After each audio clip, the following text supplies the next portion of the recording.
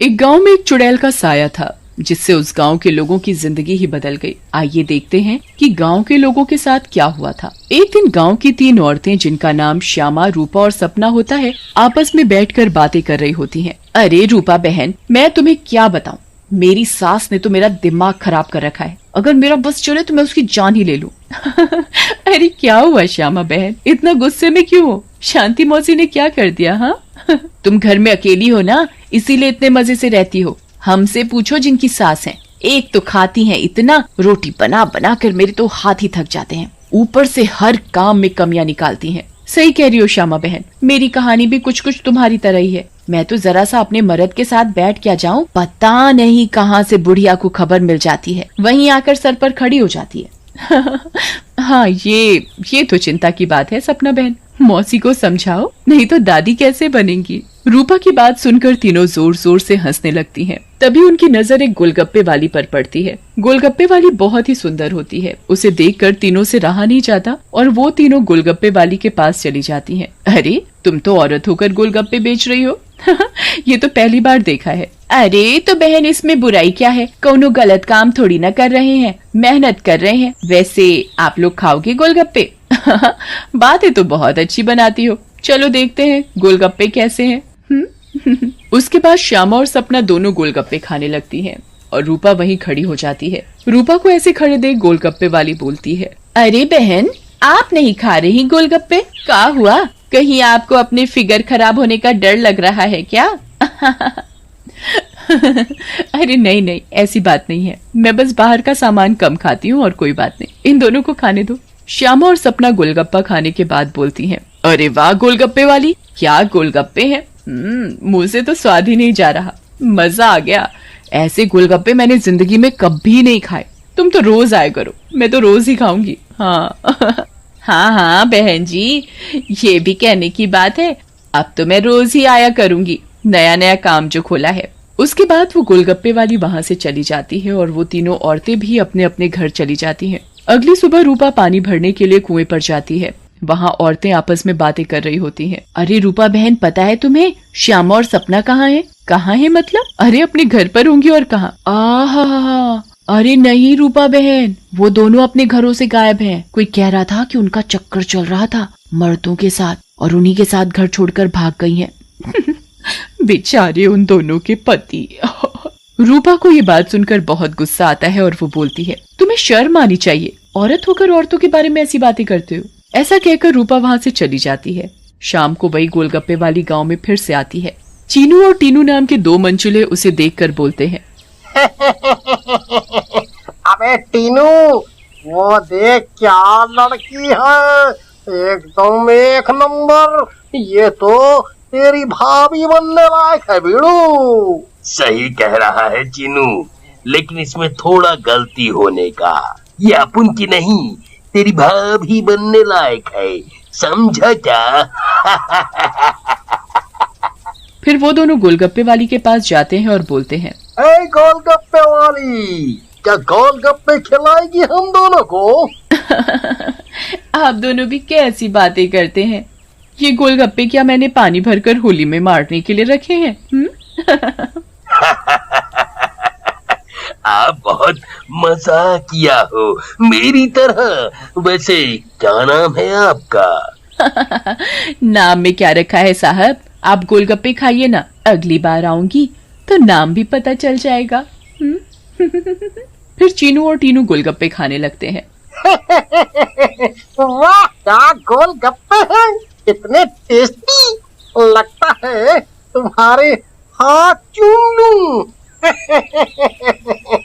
मजा आ गया, मजा। फिर टीनू और चीनू गोलगप्पे वाली के सारे गोलगप्पे खा जाते हैं। अरे आप दोनों तो बहुत सारे गोलगप्पे खा गए, कहीं आपका पेट न खराब हो जाए। कुछ नहीं होगा हम दोनों को, हम दोनों का बॉडी एकदम स्टील के माफिक है। वैसे कल आएंगी आप यहाँ?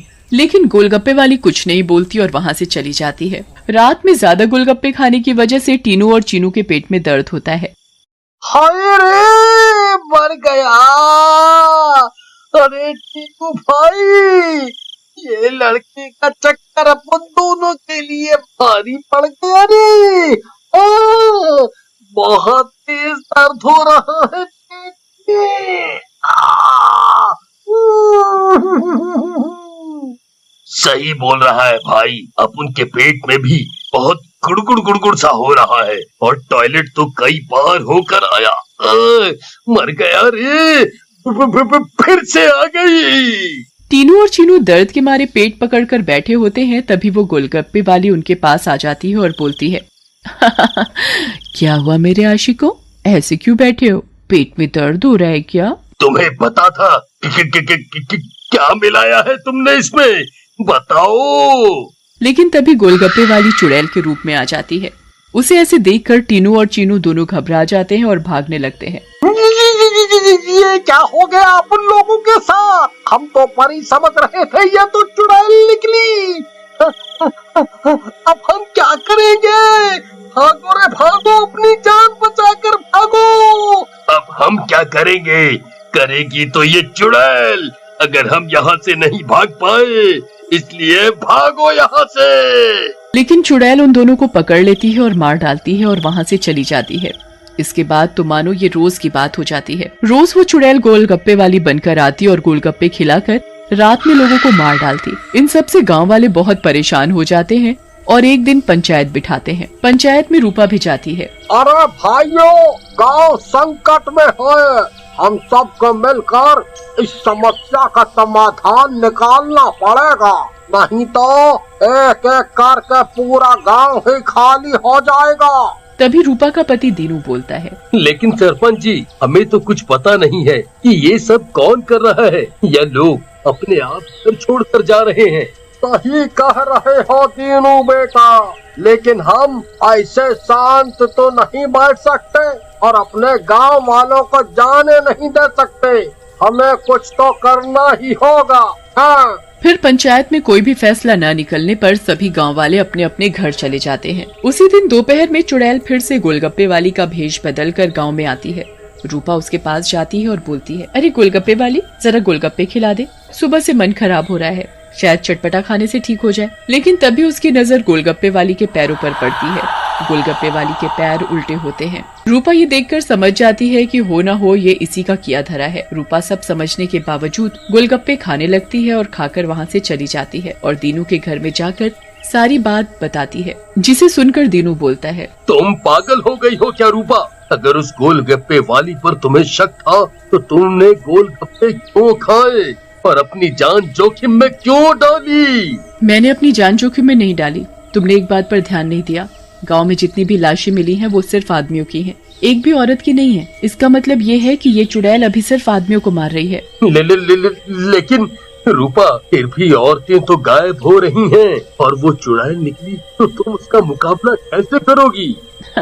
हम औरतों में बड़ी शक्ति होती है, हम अगर अपनी पर आ जाएं तो किसी को भी अपने बस में कर लें। ये तो एक चुड़ैल है, इसे मैं देख लूंगी। तुम चिंता मत करो। फिर रूपा और दीनू अपने कमरे में सो जाते हैं, लेकिन रूपा की चिंता में दीनू को नींद नहीं आती और वो आंख बंद करके लेटा रहता है। रात में चुड़ैल उन दोनों के कमरे में आती है और रूपा को यूं आराम से सोते हुए देखकर हैरान रह जाती है। ये औरत तो वाकई बहुत निडर है, क्या मत सो रही है, लेकिन आज के बाद डरेगी। ऐसा कहकर चुड़ैल सोती हुई रूपा को उठा लेती है और जंगल की ओर चल पड़ती है। दीनू भी चुपचाप चुड़ैल का पीछा करने लगता है। चुड़ैल एक गुफा के सामने पहुंचकर रुक जाती है और गुफा को खोलती है। खुल जा सिमसिम। गुफा का दरवाजा खुल जाता है और चुड़ैल अंदर चली जाती है। दीनू भी चुपके से उनके पीछे पीछे अंदर चला जाता है। अंदर जाकर चुड़ैल रूपा को एक अंधेरे कमरे में ले जाती है और रोशनी करती है। जैसे ही वहाँ रोशनी होती है, गांव की बाकी औरतें भी रूपा को दिखाई देती हैं। श्यामा और सपना भी वहाँ होती है। अरे चुड़ैल, ये सब क्या है? गांव की औरतें, तुम ये क्या कर रही हो? लेकिन चुड़ैल कुछ नहीं बोलती। रूपा बहन, ये चुड़ैल पूर्णिमा के दिन हम सब औरतों की बलि देगी, बचा लो हमें। ये बचाएगी तुम्हें। इसकी जान तो खुद खतरे में है। तभी वहाँ दीनू आ जाता है और बोलता है, रूपा की नहीं चुड़ैल, बल्कि तू खतरे में है। दीनू सब औरतों को जलती मशाल दे देता है। चुड़ैल, तूने हमको और गांव वालों को बहुत परेशान किया है, गोलगप्पों की कसम, तुझे छोड़ेंगे नहीं। ऐसा कहकर औरतें चुड़ैल के ऊपर मशाल डाल देती हैं और चुड़ैल जलने लगती है। मुझे जाने दो, छोड़ दो। लेकिन चुड़ैल थोड़ी ही देर में जलकर भस्म हो जाती है।